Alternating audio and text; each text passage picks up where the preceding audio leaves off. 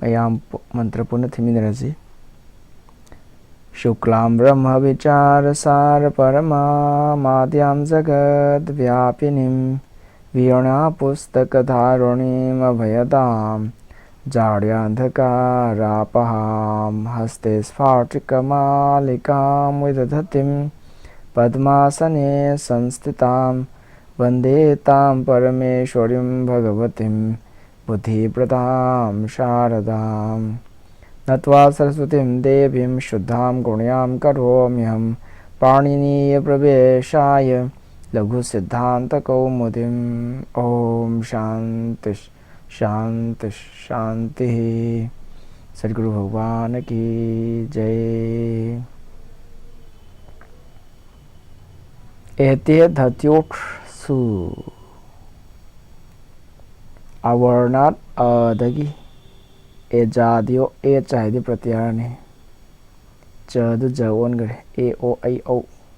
सिन आदि अहोबद लेबा एति एधति धातु अनि एति आइबने एधति आइबमने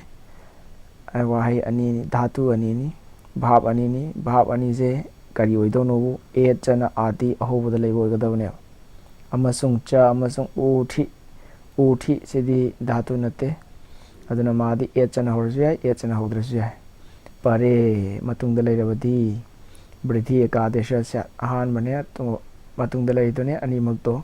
पुण्य वृद्धि न एकादेश मोहसिन तो उपैति ngरang तवरे उपैति उपैधते तवरे और अभी पृष्ठवा है जे पृष्ठवा है संलमचा संपोक होइबदे हैत्रिबा अदुना लाकपो ओइना संलमचा अनीदो पोपु लाक्सलनी अदुदुगा थादोखरनी कोइचा चलरनी दुमाइन अदुगी संलमचा अदुगी हाइ काना कय हाइगेबु प्रस्थौ हा हा हाइ लमचा हाइरगना लाब हातम हाइरगना अमो अदुना करी लेबनोबु प्रस्थ हाइबो हाइ अमने उ हा हाइबो अमने वाही अनि सूत्र दि ठ इ वृत्ति द जो ठ इ ठ दो हा ओन गरबन हयं कोन नै रखिनि सिगी ठ द पृष्ठ से द आ मने अदे दि उ हा हाइब सिगी उ जि मने अनि जि पोलग करी ओन गर कनेबो औ ओन गरने करी ओलिनो उ हाइब जे ओष्ठदगिनी अदु ओष्ठमागे मानव उच्चारण स्थान मानव वृद्धिदा कना लेगेबु औ ओष्ठ अदुना दंत ओष्ठ औ सि दंतोष्ठम छि होइन ओलनि अदुना करी ओन गरे करी हाइ गरे पृष्ठौ हा एजादियो हो किम एच आदि यन हाइगेबुदो किम गे अर्थ जे करी हाइबजु हाइ नत्र करीगी हाइ कानसु मरम हंकानसु किम अदुम सिनै मी नत्र पोषक हंकानसु किम कना करी हाइ कानसु सिनै मतंग सिदि मरम ने करी मरम गिनो एजादियो एच आदि हाइ गना हाइ जे करी मरम गिनो एच नत्र दि ओररोय अदुना उप इत हाइ कानदि सिदि ए ओइदरेबा अदुना करी ओरनी उप इत आगा ईगा पुलगा गुण ओरनी सिदि अदुना मा बबान प्रेदि धत हाइ कानसु प्र इदि धत हाइरे ई लेरे अदुना सिदसु एजादि नत्रमिना कैदरनेबु गुण ओरनी वृद्धि ओइदरे ए ओइरे अदुना प्र द अ ई द ई अनि जि पुलगा गुण प्रे हाइरे प्रेदि धत उपेत हाइबदि इनाक्त लाब मनाक्त लाब इनाक्त ना लाब मा हाइजि तौगनु हाइबनि भवान नंग प्रेदि धत अदि याम चाउथोकनु चाउबा हाइदि खुदमैना हनुमान मसा चाउथोइ जरा जरा जरा अदेदा हिंचाब्रा कनानो सोइ लेरमनि अदोमा सम चाउथोकबदoi उबदा किरेदन चाउथोनु हाइबनि मखादा अक्षात उहिनियाम उपसंख्यानम सिजि वार्तिकनि और दिस ब्रैकेट ले जैसी में आंसर वार्तिक आक्तनि से प्रावसतर कंबला का तोरी से वार्तिक आक्तनि ꯁꯤꯗ ꯍꯥꯏꯔꯤ ꯑꯛꯁꯥꯠ ꯑꯛꯁꯥ ꯍꯥꯏꯕ ꯋꯥꯍꯩꯁꯤꯗꯒꯤ ꯁꯤꯅ ꯑꯍꯥꯟꯕꯗ ꯂꯩꯔꯕ ꯑꯗꯨ ꯎꯍꯤꯅꯤ ꯎꯍꯤꯅꯤ ꯍꯥꯏꯕ ꯋꯥꯍꯩꯁꯤꯅ ꯃꯇꯨꯡꯗ ꯂꯥꯛꯑꯦꯕ ꯑꯗꯨ ꯑꯣꯏꯔꯗꯤ ꯎꯄꯁꯪꯈ꯭ꯌꯥꯅꯝ ꯁꯤꯁꯨ ꯃꯁꯤꯡ ꯊꯤꯕꯗ ꯌꯥꯎꯔꯝꯒꯗꯕꯅꯤ ꯍꯥꯏꯕꯗꯤ ꯉꯁꯥꯏꯗꯤ ꯑꯦꯇꯤ ꯑꯦꯙꯇꯤ ꯎꯊ ꯁꯤꯗꯤ ꯍꯥꯏꯈ꯭ꯔꯦ ꯑꯗꯨꯗꯨꯒ ꯑꯗꯨ ꯄꯟꯕꯗꯨꯗ ꯁꯤꯁꯨ ꯄꯜꯍꯧꯗꯧꯅꯤ ꯍꯥꯏꯕ ꯑꯛꯁꯥ ꯍꯥꯏꯕ ꯋꯥꯍꯩꯁꯤꯒꯤ ꯃꯇꯨꯡꯗ ꯀꯅꯥ ꯂꯥꯛꯇꯣꯏꯕ ꯑꯛꯁꯥ ꯍꯥꯏꯕ ꯋꯥꯍꯩꯁꯤꯒꯤ ꯃꯇꯨꯡꯗ ꯎꯍꯤꯅꯤ ꯍꯥꯏꯁꯤ ꯂꯥꯛꯇꯣꯏꯕ ꯑꯇꯩ ꯑꯇꯣꯞꯄ ꯃꯃꯥꯡ ꯃꯇꯨꯡꯁꯦ ꯁꯤꯟꯗꯣꯛꯈ꯭ꯔꯗꯤ ꯌꯥꯔꯣꯏ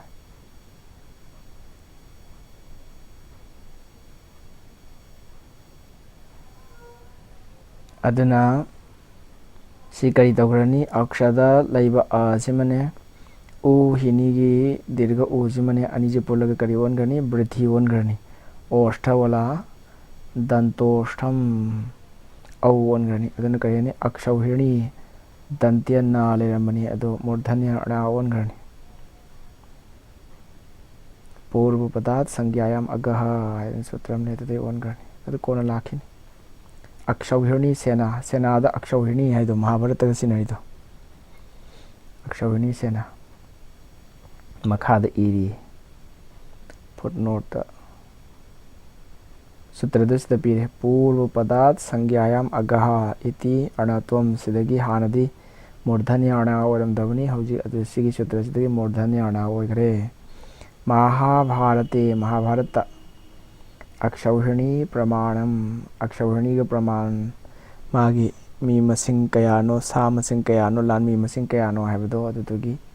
ꯃꯍꯥꯚꯥꯔꯠꯇ ꯄꯤꯕꯒꯤ ꯃꯇꯨꯡ ꯏꯟꯅ ꯔꯊꯥ ꯗꯣꯂꯥꯏ ꯇꯣꯡꯕ 12,900 ꯒꯖꯥꯍ ꯁꯥꯃꯨ ꯇꯣꯡꯕ 12,900 ꯑꯗꯨꯗꯩ ꯑꯁ꯭ꯋꯥꯍ ꯁꯒꯣꯜ ꯇꯣꯡꯕ 55,310 ꯄꯥꯗꯇꯌꯥ ꯈꯣꯡꯅ ꯆꯠꯄ 1,08,950 ꯃꯅꯤꯄꯨꯔꯤ ꯈꯪꯗꯕ ꯑꯉꯥꯡꯁꯤꯡ ꯌꯥꯎꯔꯗꯤ ꯔꯊꯥ ꯆꯦꯔꯣꯠ ꯇꯣꯡꯕ ꯀꯥꯡꯕꯨꯉꯩꯁꯦ ꯔꯊꯥ ꯇꯣꯡꯕ ꯗꯣꯂꯥꯏ ꯇꯣꯡꯕꯁꯤꯅ ꯂꯥꯟꯃꯤ 21,870 ꯁꯥꯃꯨ ꯇꯣꯡꯕꯁꯤꯅ 21,870 ꯃꯥꯟꯅꯔꯦ ꯁꯤꯗꯤ ꯑꯗꯨꯗꯩ ꯑꯁ꯭ꯋꯥ ꯁꯒꯣꯜ ꯇꯣꯡꯕꯁꯤꯅ ꯍꯣꯔꯁ ꯁꯤꯅ 65,610 ꯑꯗꯩ ꯄꯥꯗ ꯇꯌꯥ ꯑꯗꯩ ꯈꯣꯡꯅ ꯆꯠꯄ ꯂꯥꯟꯃꯤꯁꯤꯅ 1,09,350 ꯁꯤꯅꯤ ꯑꯛꯁꯧꯍꯤꯔꯅꯤ ꯁꯦꯅꯥ ꯁꯤꯗꯩꯗ ꯂꯩꯗꯧꯔꯤꯁꯦ ꯁꯤꯒꯤ ꯃꯁꯤꯡꯁꯤꯡꯁꯦ ꯃꯈꯥꯒꯤ ꯋꯥꯔꯇꯤꯛ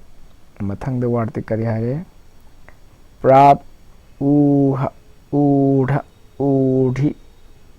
ꯑꯦꯁ ꯑꯦꯁ꯭ꯌ ꯁꯨ ꯍꯥꯏ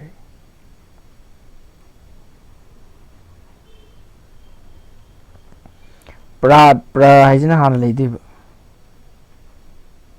ꯄ꯭ꯔ ꯍꯥꯏꯁꯤ ꯂꯩꯔꯅꯤ ꯑꯗꯨꯒꯤ ꯃꯇꯨꯡꯗ ꯄ꯭ꯂꯁ ꯀꯅꯥ ꯀꯅꯥ ꯂꯩꯗꯣꯏꯅꯣ ꯁꯤꯒꯤ ꯋꯥꯍꯩꯁꯤꯡꯁꯦ ꯑꯍꯥꯟꯕꯗ ꯗꯤꯔꯘ ꯉꯥꯛꯇꯅꯤ ꯎꯍ ꯍꯥꯏꯁꯤ ꯂꯩꯗꯣꯏꯕ ꯃꯊꯪꯗ ꯀꯔꯤ ꯂꯩꯗꯣꯏꯅꯣ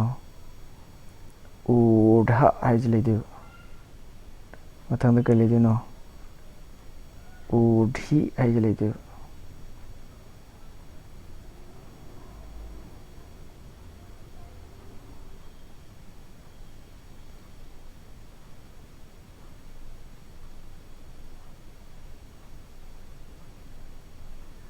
ꯄ꯭ꯔꯒꯤ ꯃꯇꯨꯡꯗ ꯀꯅꯥ ꯀꯅꯥ ꯂꯩꯗꯣꯏꯅꯣꯕꯨ ꯄ꯭ꯔ ꯄ꯭ꯂꯁ ꯎꯍ ꯗꯤꯔꯘ ꯎꯀꯥꯔꯅꯤ ꯃꯊꯪꯗ ꯎꯙ ꯃꯊꯪꯗ ꯎꯙꯤ ꯃꯊꯪꯗ ꯑꯦꯁ ꯃꯊꯪꯗ ꯑꯦꯁ꯭ꯌ ꯁꯤ ꯃꯌꯥꯝꯁꯤ ꯂꯩꯗꯣꯏꯅꯤ 1 2 3 4 5 ꯑꯗꯨ ꯑꯣꯏꯔꯗꯤ ꯀꯔꯤ ꯇꯧꯗꯧꯅꯣꯕꯨ ꯁꯤꯁꯨ ꯕ꯭ꯔꯤꯊꯤ ꯑꯣꯏꯔꯗꯧꯅꯦꯕ ꯑꯗꯨꯅ ꯄ꯭ꯔ ꯎꯍ ꯂꯩꯔꯒꯗꯤ ꯄ꯭ꯔꯧꯍ ꯍꯥꯏꯔꯅꯤ ꯄ꯭ꯔ ꯎꯙ ꯂꯩꯔꯒꯗꯤ ꯄ꯭ꯔꯧꯙ ꯍꯥꯏꯔꯅꯤ ꯄ꯭ꯔ ꯎꯙꯤ ꯂꯩꯔꯒꯗꯤ ꯄ꯭ꯔꯧꯙꯤ ꯍꯥꯏꯔꯅꯤ ꯄ꯭ꯔ ꯑꯦꯁ ꯂꯩꯔꯒꯗꯤ ꯄ꯭ꯔꯩꯁ ꯂꯩꯔꯅꯤ ꯄ꯭ꯔ ꯑꯩꯁ꯭ꯌ ꯂꯩꯔꯒꯗꯤ ꯄ꯭ꯔꯩꯁ꯭ꯌ ꯁꯨꯃꯥꯏꯅ ꯁꯤ ꯑꯦꯅꯤ ꯄ꯭ꯔꯗ ꯑꯦ ꯄ꯭ꯔꯒ ꯑꯦꯒ ꯇꯞꯁꯤꯜꯂꯒ ꯄ꯭ꯔꯩ ꯑꯣꯟꯈ꯭ꯔꯕ sina u ni dirga u sida ju dirga u ni sida ju dirga u ni aduna au ongraba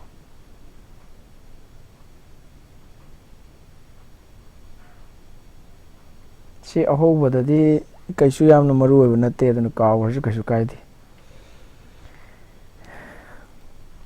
yamna mena maru oiba natte wahai wahai gi oina semakpai wani maru oridi ngasai brithi de chi kai gomba ad kona ha kai gomba adu sidi ya maru oibani ikoyone chi kai ba samjoganta se lo pa kai gomba moidi ya maru oibani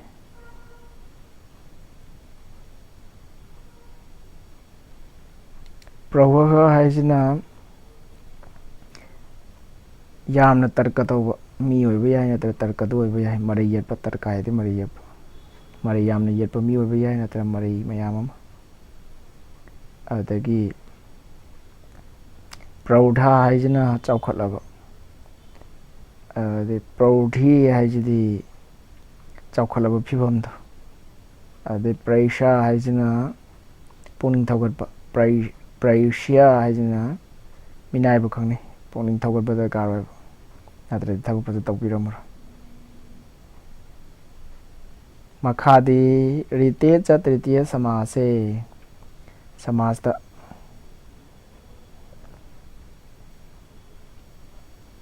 samasa sinarakani rita haiba rite haije sigi wahaijiga loinana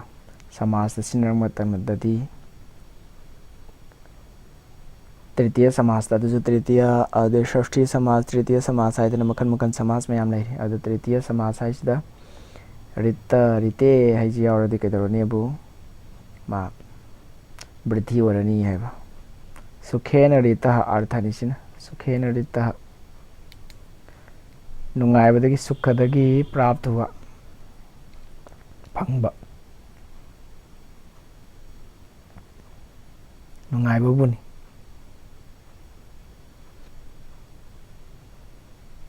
aduna kari hare sukha sukha haibasi mane rita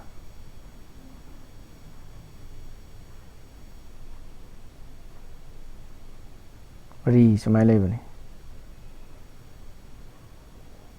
aduga hojiki sukhagi ane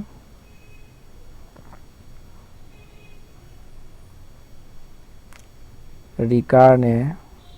si ani je brithi oraga kari pun oigrani abu a rai ongrani uranara paraha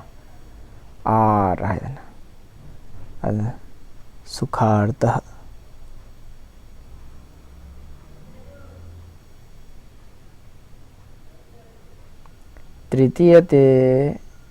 tritiyeti kim tritiya samasa yeda kari maramino tritiyeti kim kari maramino hai tritiya samas na tesidati parama rita parama plus kari lani ri ta sidadi kari tawroi tritiya samas na trabnina sidadi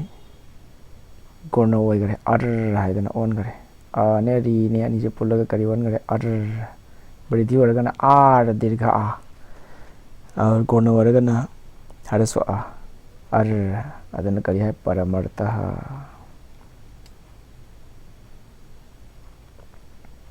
param athoibu prapta phangaba haide mukta mukti ora mukta bu paramartha hara khanare makhadam haire prawatsatara kambala wasana rirna dasha nam rirne rirna haibu wahi rirna haibadi english ta kari hai loan hai akhoi manipuri da haibadi puba nungode pesa pubase rirna hai kang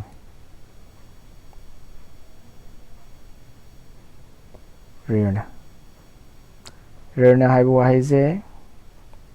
se kanai matungda leidinobu ahanbada pra haiba mathangda wasatara matungda kambala mathangda wasana adai rirna masama dasha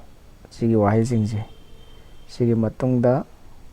rirna haijila adi kari tawdinobu brithi oigrane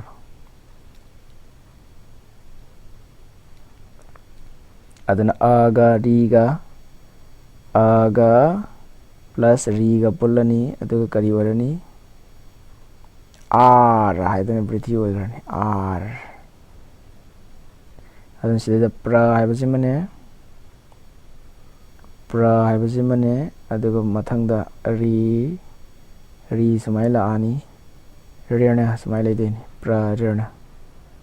adu kedorani pra da a ade ri gi rikar ani gi pulaga r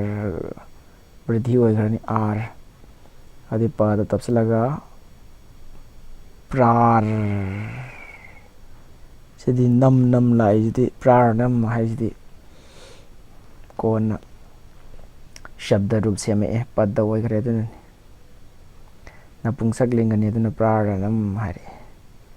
wasataranam pra waragana kari hayani prarnam wasatara waragana kari hayani wasatarar nam kambala haragana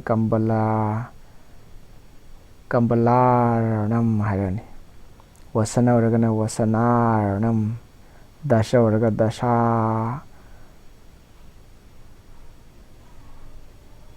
dashar nam hayani sumai semani ityadi asina chingba ityadi haide asina chingba taraga mapan iri makhada ibra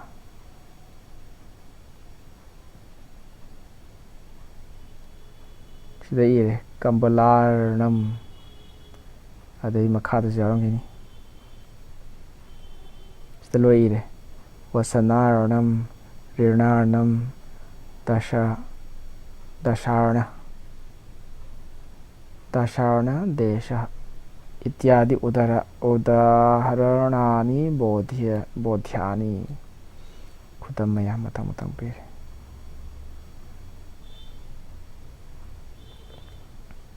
ahambadana kari pra sikata lore ani sabadana kari wasatara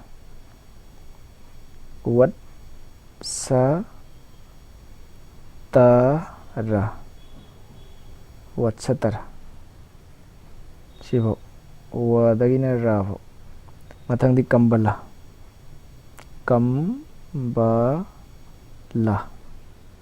ade mathangdi wasana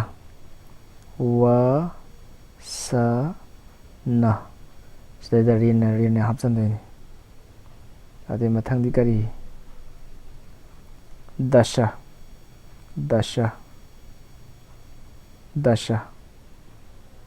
singaisi rina hapsalani aduga semdoi prarnam haigadi rina lorido loan lorido mingonda pisa purido yamba aduni prarnam yamba pisa adudi wasatara haigadi bachara sanaudi bachara asanaw lainanaba loan loragadi adu kari haye basataranam kambalarnam kambalgi damakta loan loragadi kambalarnam adi wasanarnam wastra phirolgi damakta loan loragadi paisa puragadi wasanarnam rena topa mingondagi atopa sindoi pusalar leiraba adu sindoi pusalubudo adudu amuk pithonabagi damakta mingondi amuka puradi hana purubudu singdonaba atopda yung puradi du rina pure apubuda apuba adan rinarnam harani dasharna sidi lanbam tara leba dasha di tara adugi lebak to adu kari haigo dashanarna harakane sigi thodokna yam hena yam toy lakadaw sutra nate adana kawgarsu kasu kaiti khangdadi yadabatugi pirambani makhadadi hauji lae maru oiba lae upasargaha kriya yoge ꯄ꯭ꯔꯥꯗꯌ ꯄ꯭ꯔꯅꯆꯤꯡꯕ ꯃꯌꯥꯝꯁꯦ ꯍꯧꯖꯤꯛꯇ ꯄ꯭ꯔ ꯍꯥꯏꯒꯤ ꯃꯌꯥꯝꯁꯦ ꯄ꯭ꯔꯅ ꯍꯧꯔꯒ ꯋꯥꯍꯩ ꯃꯌꯥꯝ ꯑꯃ ꯍꯥꯏꯔꯛꯀꯗꯧꯔꯦ ꯃꯁꯤ ꯀ꯭ꯔꯤꯌꯥ ꯌꯣꯒꯦ ꯀ꯭ꯔꯤꯌꯥꯒꯤ ꯌꯣꯒ ꯀ꯭ꯔꯤꯌꯥꯒ ꯄꯨꯟꯅ ꯂꯩꯃꯤꯟꯅꯔꯕ ꯑꯗꯨꯗꯤ ꯎꯄꯁꯔꯒ ꯀꯧꯋꯦꯕ ꯎꯄꯁꯔꯒ ꯁꯪꯒ꯭ꯌꯥ ꯁꯨꯍꯨ ꯎꯄꯁꯔꯒ ꯁꯪꯒ꯭ꯌꯥ ꯀꯧꯋꯦꯕ ꯄ꯭ꯔꯥꯗꯤꯗꯤ ꯀꯔꯤꯅꯣ ꯁꯤꯗ ꯊꯤꯔꯛꯑꯦ ꯁꯤꯁꯦ ꯆꯤꯟꯐꯥ ꯄꯨꯒꯗꯕꯅꯤ ꯑꯁꯦꯡꯕꯗꯤ ꯄ꯭ꯔ ꯄꯔꯥ ꯑꯄ ꯁꯝ ꯑꯅꯨ ꯑꯕ ꯅꯤꯁ ꯅꯤꯔ ꯗꯨꯁ ꯗꯨꯔ ꯋꯤ ꯑꯥꯡ ꯅꯤ ꯑꯙꯤ ꯑꯄꯤ ꯑꯇꯤ ꯁꯨ ꯎꯠ ꯑꯚꯤ ꯄ꯭ꯔꯇꯤ ꯄꯔꯤ ꯎꯄ ꯁꯤꯐꯧꯁꯤ 22ꯅꯤ सिबु करी हारे खंगनेबु प्र आदि हारे खंगने प्र परा अप सम अनु अब निस निर दुस दुर्वी आंगनी अधि अपि अति सु उत अभि प्रति परि उप एते सिमयाम सिबु करी हागेबु प्रादय प्रा आदि हारे खंगने सिगी प्र आदि जे सिगी मयाम जे ममिंग करी कौगे उपसर्ग कौई करमतम उपसर्ग कौई क्रिया योगे क्रियागा पुनः लेमिनरबा क्रियागा लेमिनब मतमदा सिबु करी कौगे उपसर्ग कौई क्रियागा लेमिनद्रदि कौरो अदना वाही क्रियागी भाव क्रिया है भाव तो के अर्थ तो खंगों खंगों होनगी सिगी मयाम जे हापचलग प्र अपसम अनु अब मयाम से पुलप हापचलग होनगी भुवादयो धातव धातु हाइबम नाय धातु हाइजी करीनो हाइजी क्रियावाचिनो भुवादयो धातु संज्ञा धातु करीनो से संज्ञा सूत्र करीनो नमसक ताक धातु हाइजी करीनोबु क्रिया खंगनब थबक खंगनब भाव तो अद भून चिंग जिंगजे करी कौगे धातु कौवेबा रूट तो हौबदो गो हाइजे सिबु धातु कौवे अदि गो दे कई लाक्तिनो गोइंग न मतुंगदा वाही सेमकदोइनि तपसलग वाही तपसंग्र काददि सिर पद हाइरनि वाही सुमाइना आईएनजी गुम तपत्रिंगी ममांगी गो मतों लेबदो अदु करी कौगे धातु कौवेबा इंग्लिश तारगन रूट हाइर खंगने वाही की अहौब ओरिजिन अहौब अदुदगी मथंग मथंग मथंग वाही म्याम सादरकदोइनि राम हाइजे रूटनी राम दगी कई लाक्तिनो राम ना राम दगी रामबु राम की दमक ऐ लाकदोइनि अदुमाय तो ना भाव के रूट तो अदु करी कौगे धातु कौवेबा धातु हाइजे भार्बल रूट धातु सिदगी भाव मयाम जे लोय सेमकदेबा गोइंग गोन वेंट मयाम इंग्लिश ता हाइरगथि अदुबु करी कौगे धातु कौवे भू आदि भू न चिंग भू हाइजे ओइबा लैबा खंगनै संस्कृत के वाही अदुना भू न चिंग अस का हाइबा लै भू का हाइबा लै क्री का हाइबा लै मयाम जे धातु हाइर खंगनै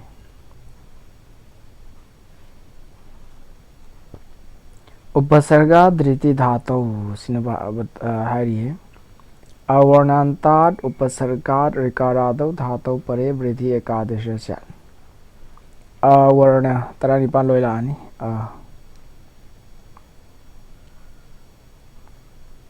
अवर्णन लोयबा उपसर्गात उपसर्गदगी उपसर्गा हाइदे हौजे हाइगेबदो प्र परा अपसम मनु अब अदुदगी ऋकारादौ री न होबा धातु धातु परे मखाद लैरबदी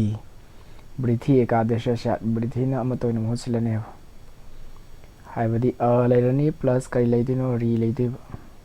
करंब री लैदिनो धातु की री अहोबदा अदो अरोइबदा लैदोरिबा अ से करी करंब अनो प्र परा अपसम अनु अब उपसर्ग की अनि जे सुमाइना पुन्न लैरबा उपसर्ग का धातु का उपसर्ग हाना लैरनी धातु कोरा लानी अदो उपसर्ग द अ धातु द री अदो अरगदी अनि जे वृद्धि न अमतोइन महोसिलने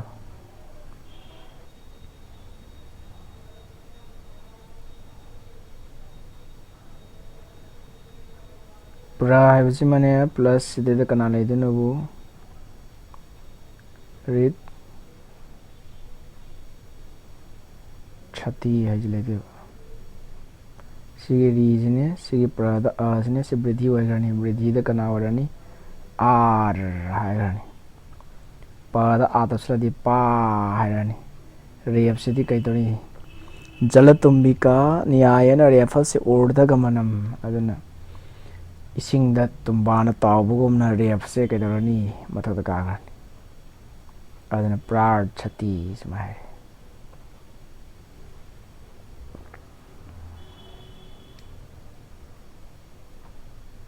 yam chatpa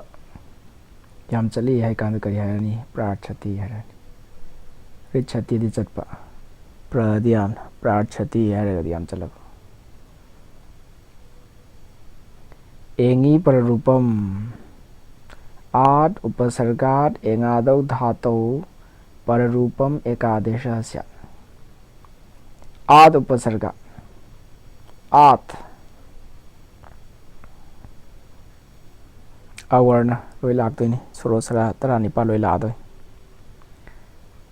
upasargat na loiba upasarga dagi engadau dhatou pare ngasa haibana ri na lomba dhatu ri na hoba dhatu haiba hojina engadau eng na hoba e ong e ga oga na hoba dhatu na makha leraba ahan badana mathangda kari leidino bu se je kari oidono upasarga gi adai e o haijina kari gi ahobo gadaba dhatu gi ahobo gadaba plus a natragan plus o e o je kari oidino dhatu gadaba neba adu ergadi kaidoroni pararupam para makha matungda lakadori rupam masakto masak haidi spelling to ekadesha sya aduna amata oina mo singrane aduna sida kari la e pra haibajimane plus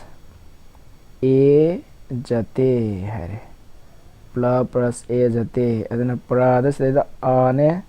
sigi a ne I rashi pra da kari yauri a yauri ade mathang a jate dhatu sigi kari yauri a yauri sine ani ju pulaga kari haigare pararupam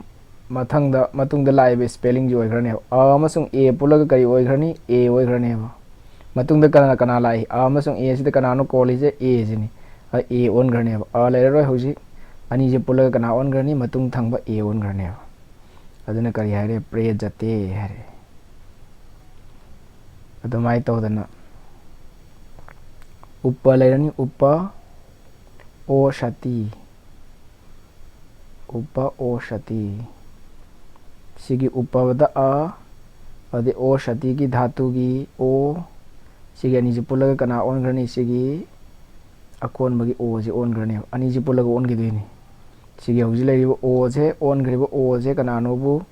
hana leramba o du juni adu hana leramba je ani gi mohut singra aduna kari harani upo shati harani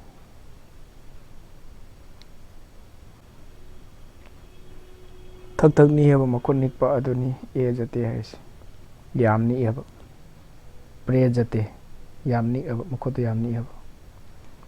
adedi ushati haisidi thadu mai thadokpa uposhati manakta mai thar adedi kai uposhati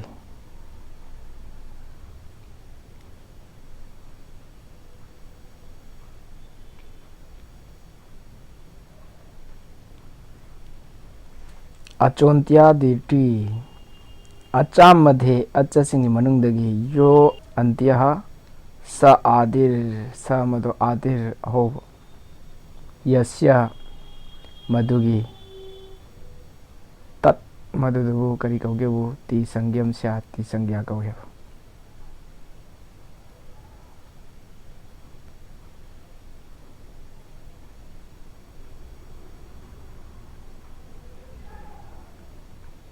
acha singi manungda acha madhe acha gi manungda jo anta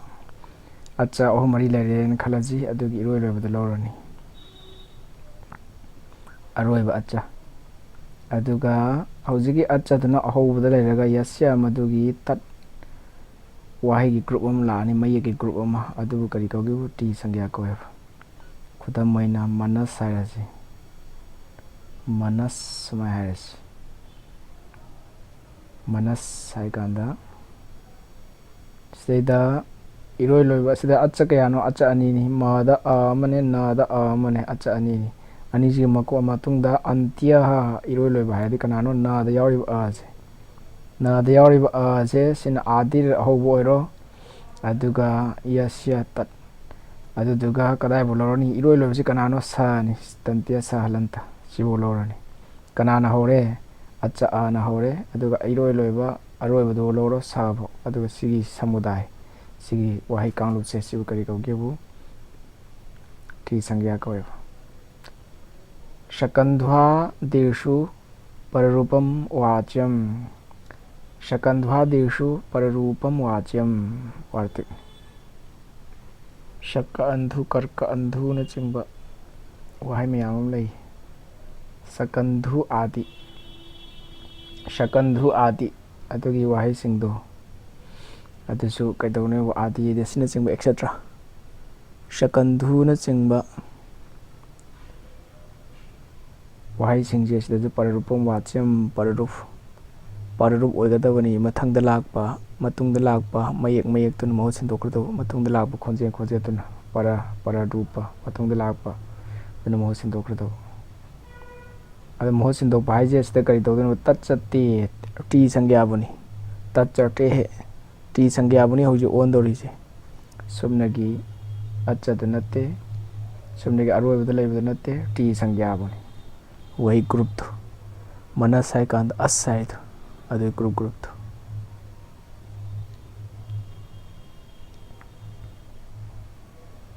शक्का अंधु कर्क अंधु मनीषा मनस ईशा मनीषा बुद्धि बुखंगने मनीषा है बुद्धि बुखंगने अदेगी कर्कंदु है बेर है बेर है जे खोई मणिपुर बोरो माले। शकंदु है जना शक्का है बा लेबाग तुकी कुप्पा गुहा शकंधु करकंधु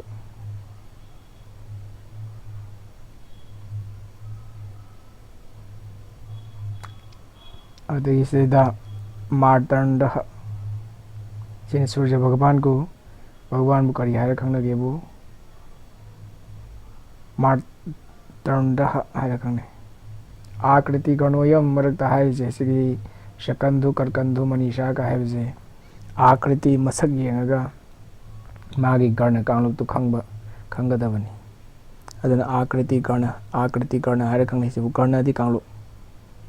करम गण नो आकृति मसक आकृति है मसक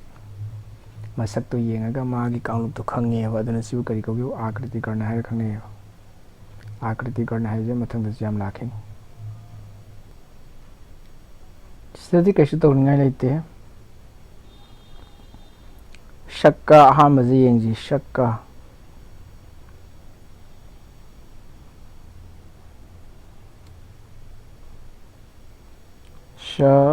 शक्का सिदना अंधु है लागतिबा अ सिगी कादा अ सिना अंधु की अ कादा अ जे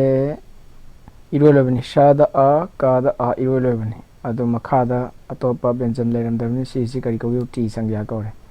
अदना सिगी अ जिने मखागी अ जिने करी ओनग्रने सिगी पररूप पाइदे मतुंगदा लेरिबा रूप अदे मसक अ जे सि ओनग्रने अदना करी कौरनी संधि तौरकांदा शक अंधु सुमाय ओनग्रने अदना कर्का कादा यावबा अ अंधुगी अ अनिदि पुल्लगा करी तौतोइनोबु पररूप अकोनबगी मतुंगदा लाकपा अ द ओनग्रने मनस ईशा सिने करी हाइबनोबु मनस ईशा दीर्घ ई सेनी तबनबा सेनी जे पुंजनगदोइबा सेनी जे पुंजनबा मतमदा कइदौगेबु सिगी टी जुनेबा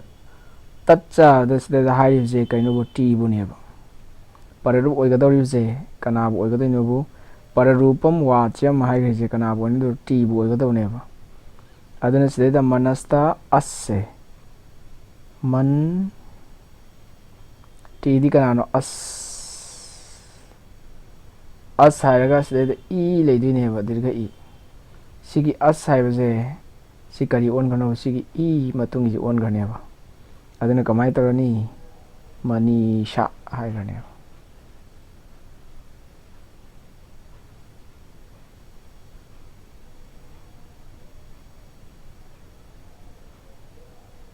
ओमांगोश्च ओमी आंगी चाट परे पररूपम एकादश स्या